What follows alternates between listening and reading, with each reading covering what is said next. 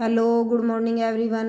कैसे हैं आप सब लोग। मैं सीमा मैम आज आपके सामने लेकर आई हूँ कविवर रहीम काव्य खंड का 9th क्लास का पार्ट है, 4th लेसन।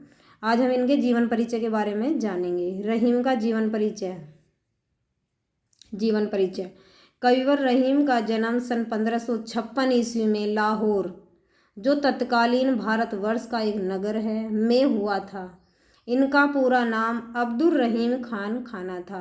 इनके पिता बैरम खां अकबर के अभिभावक, सेनापति और मंत्री थे।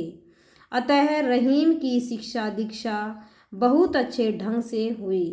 इन्होंने संस्कृत, तुर्की, अरबी, फारसी और हिंदी भाषाओं में उच्च कोटि की योग्यता प्राप्त की थी। रहीम अकबर के दरबार के नवरत्नों में से एक थे। अकबर ने इन्हें बहुत सी जागीरें प्रदान की थी। ये बड़े उदार और विद्या प्रेमी थे तथा पंडितों और कवियों का विशेष सम्मान करते थे। रहीम बड़े दानी भी थे।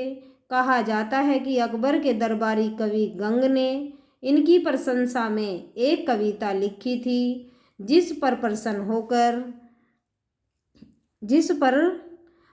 होकर रहीम ने इनको 36 लाख रुपए पुरस्कार में दिए थे। अकबर इनसे बहुत प्रसन्न था। उसने इन्हें खान खाना की उपाधि से विभूषित किया था। अकबर की मृत्यु के उपरांत जागीर गद्दी पर बैठा, जिससे उनके मतभेद रहे। उसने इन पर राजद्रोह का आरोप लगाकर जेल में डाल दिया था और इनकी सारी जागीरें जब्त कर ली। कैद से छूटने पर इनकी दशा शोचनीय हो गई। इस दशा में रहीम चित्रकूट में जाकर रहने लगे। इस प्रकार रहीम ने जीवन के सुख और दुख दोनों पक्षों का अनुभव प्राप्त किया। इन अनुभवों को इन्होंने अपने दोहों में भी अंकित किया है। इन्हें सन 1627 ईस्वी में इनका स्वर्गवास हो गया। साहित्यिक परिचय देखेंगे। रहीम जी का साहित्यिक परिचय।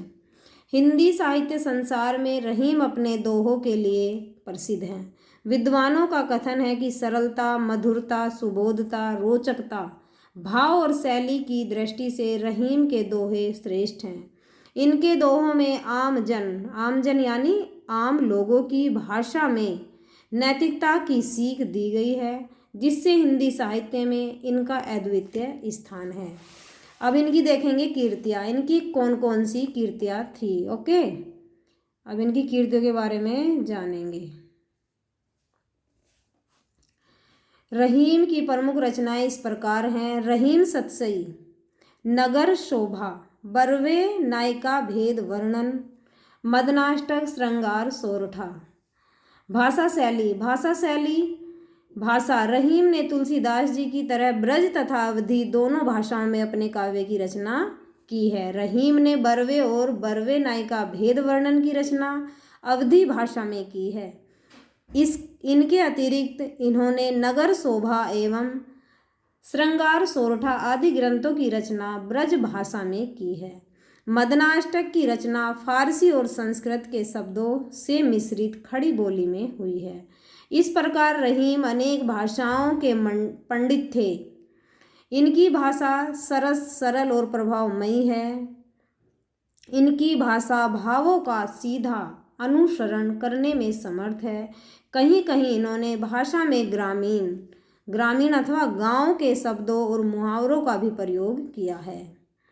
शैली, रहीम ने अपने काव्य में तुलसीदास जी की भांति विभिन्न काव्य शैलियों का प्रयोग किया है।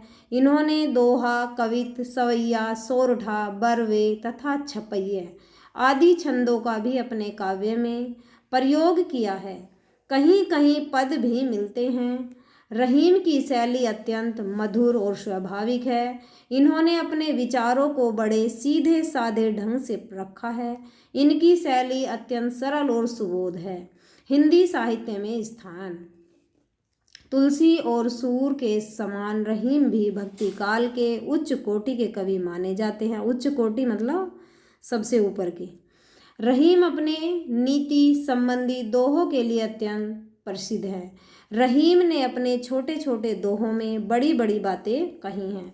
कविवर रहीम का भक्तिकालीन हिंदी साहित्य में महत्वपूर्ण स्थान है, यानी ये भक्ति के लिए ही जाने जाते हैं। Thanks for watching. वीडियो अच्छी लगे तो लाइक करना, और इससे अगले वाले भाग में हम इनके दोहों के बारे में पढ़ेंगे कि रहीमदास ने के दोहों के माध्यम से क्या समझाने की कोशिश की है। धन्यवाद।